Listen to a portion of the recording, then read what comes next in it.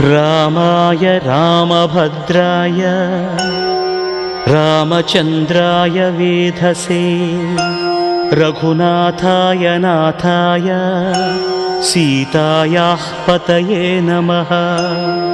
श्रीराम राम रघुनन्दन राम राम श्रीराम राम भरताग्रज राम राम श्रीराम राम रणकर्कश राम राम श्रीराम राम शरणं भव राम राम।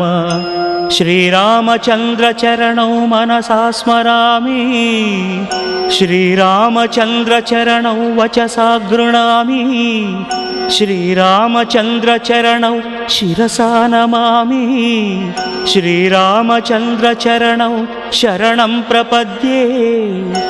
माता रामो मत्पिता रामचन्द्र